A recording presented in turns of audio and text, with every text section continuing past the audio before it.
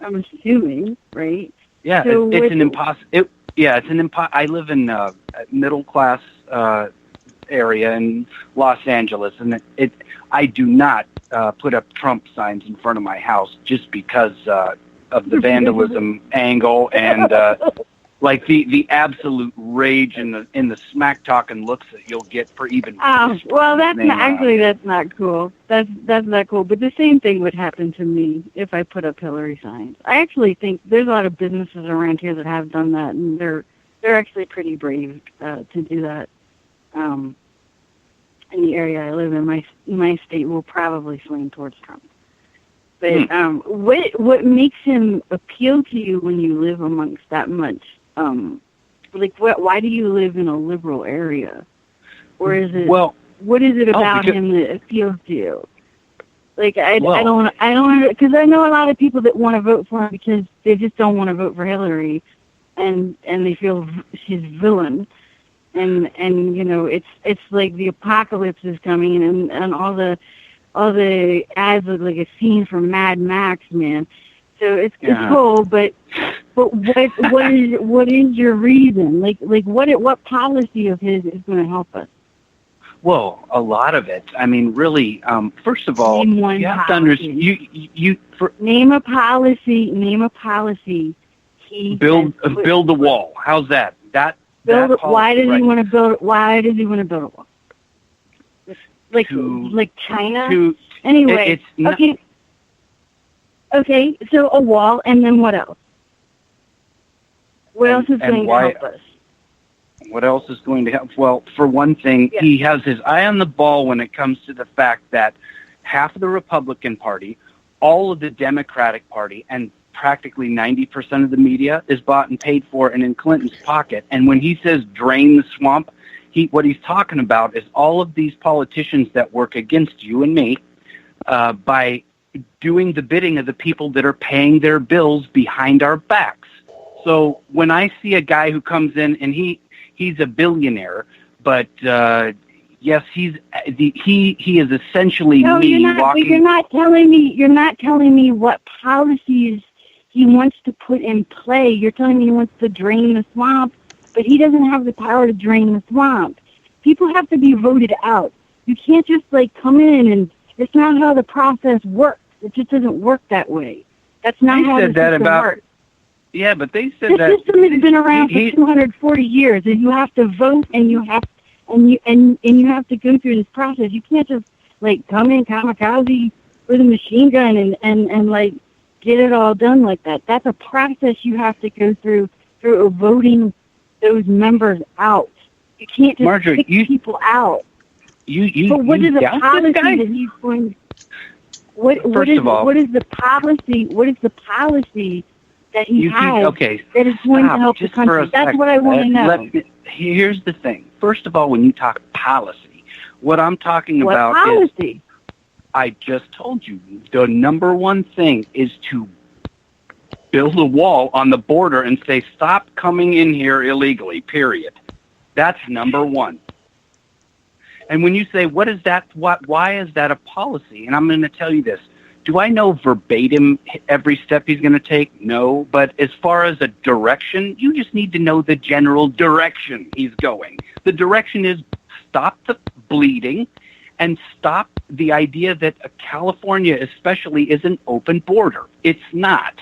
Are you in support of open borders? I can understand from your perspective. I'm hitting my 5 minutes, so you got just a couple more seconds. Your perspective in your state, that's the main thing that's important to you. But the rest of the country doesn't have that as the main thing that's important to them. It should. That's not the only thing. It when should. Hillary Clinton. It's not the only thing. It's not the only thing, though. It's not. You asked me, though.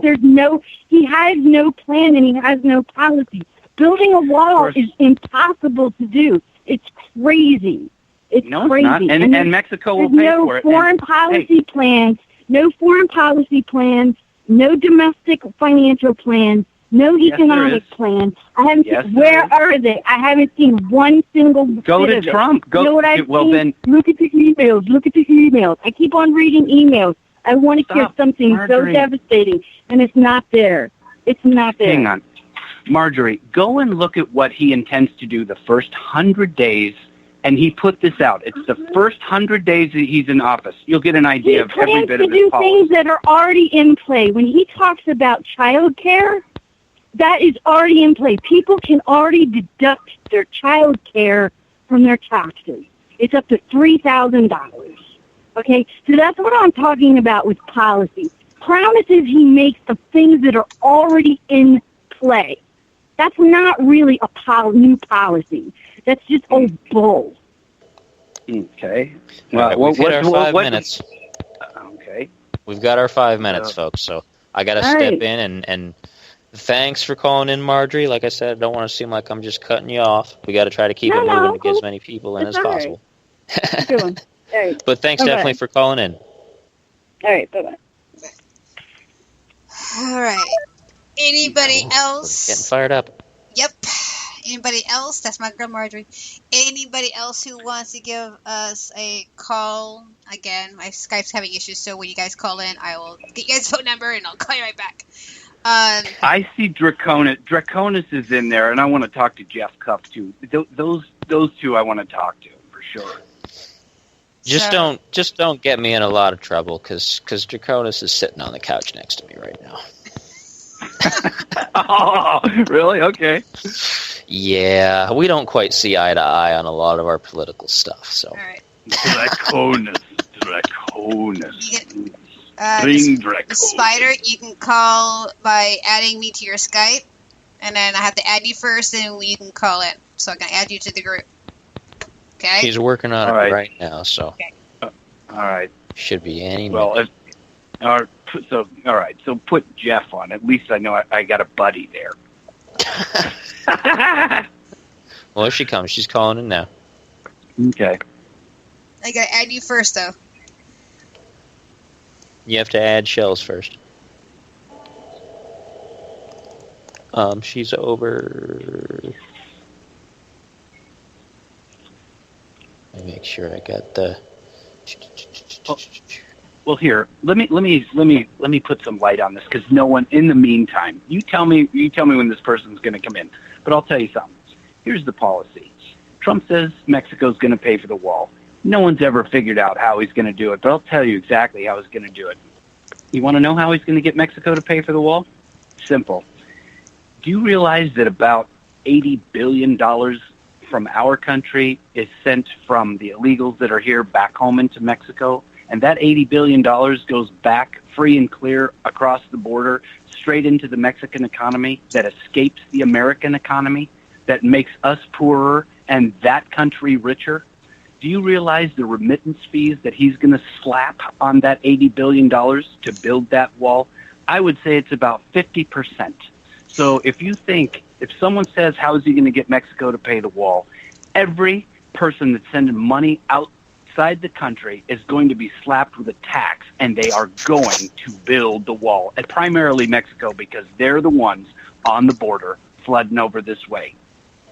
Okay, that's how he's doing it. Okay, let's move aside from the wall. Let's get away from the wall. We're not Pink Floyd here. All right. Okay. Oh, damn! Darn it! I wanted that. Okay, so here is another thing. We are in the face of going to war soon. How do you think Trump is going to handle being in the war when he can't even handle all of this right now? Time out. Did you hear what they said on Shels? Did you hear what Hillary is trying to do over Syria, and then corroborated by the leading general of the region just today? Hillary Clinton wants to create a no-fly zone over Syria. The general who's in the region said, effectively, if she does that, the manpower necessary for that would then be the equivalent of starting a war between Syria and Russia. If she's touting, I'm going to do that, she's saying, I'm going to war. And the reason this woman has an axe to grind with Russia is what? They believe that they are hacking us, but they're not. What they're about to do is, and I'll tell you this, mark my words, in the next day or two, Hillary Clinton is going to be in such a bad way with the FBI. They are going to say, you are guilty of pay for play. It's illegal, and she will be in jail. There is no doubt about that in my mind. She is about to go down. I've read it through several forums that are very, very quiet, and this is how and why they're leaking it. It's because the FBI, the people, the good men and women that actually work in that, are sick and tired of the way that they were protected early on. And we are finding out more and more about that. So if you want to vote for someone that's going to take us to war, she's already told you in so many words and corroborated by the top general of the region that it will start that war. So, and Donald Trump wants to communicate with Putin, and he wants to say, hey, what would be the problem with being friendly or understanding one another? Why is that a bad thing? I don't get it. I mean, it's like the logic here is just backwards to me. Well, my vote is, I know there's a fake thing on Facebook right now that if Trump becomes president, the Queen Elizabeth is going to take over America. I say let her take it over, because both of these knuckleheads don't even have what it takes to be president of the United States. Let Queen Elizabeth take over. Let her take over. And then Prince William and his wife and his 3 offspring can come over here and rule the United States, because the United States, we're screwed. If either one of them becomes president, we're both screwed. Both Trump and Clinton. Oh no, we are not. Disaster. Nope. Oh yes, we are. Nope. This is stupid. Maybe screwed by individuals within this country that look at the Democrats that are against Donald Trump right now have already proven to be the violent lot towards the Trump crew. They've paid for it. They're in rallies, and they are being shown. How about Project Veritas, where it is showing that they are paying agitators to go in there and start fights. They are ripping Donald Trump's stuff apart. They are the agitators. Trump is the underdog and having to take it. And at the same time, Clinton is saying that we are the sexist, misogynist, racist, Nazi. That's a bunch of crap. I never want to hear that again. They're accusing us of what they are proving themselves to be. Okay. All right. With that, I think while we're waiting, we got to take a break while we're waiting to try to figure out how to get people to get calling in here. So we're going to go ahead and take that break, and then we'll have one more opportunity the next half hour for more call-ins, and then after that we'll kind of ease off and we'll go back to having fun time. Oh, okay. All right, give me a second here. I'm looking for this, and that's what I'm doing. All right, break time. Are we off right now? Let's Talk About the Music, LTATM Radio, is broadcast on Spreaker.com. We play only independent musicians from across the globe. We get all of our music from friends and MusicSubmit.com. Woohoo! Let's Talk About the Music is starting. What is Let's Talk About the Music, and why are you so excited about it? It's a podcast with controversial talk and a global mix of music. Oh, cool. How and where can I listen? Just go to letstalkaboutthemusic.com and click follow to be sure to get all the info about the bands that are playing and see their music videos. Then click on Spreaker or iTunes to listen live and even chat with other listeners and the host herself. What day and time is Let's Talk About the Music on? Every Wednesday night from 8 p.m. to midnight Pacific Standard Time. I think I'll tune in. Thanks for the info. Alrighty. If you guys listen to Spotlight, our first and only show of it, Julian from Erotic City asked to come back on the show on Let's Talk About the Music, the Humorist controversial talk show, global mix of music. And, we're going to get him back on here November 9th, and we are going to talk about his independent musician side instead of just his tribute band to Prince. It's all get started right here, November 9th, starting 8 p.m. to 12 a.m. Pacific Standard Time and 11 p.m. to 3 a.m. Eastern Standard Time. More details, go to letstalkaboutthemusic.com. Magical Things offers fantasy art for festival and everyday living. featuring the fine arts and craft creations of Marjorie Delaney on practical printed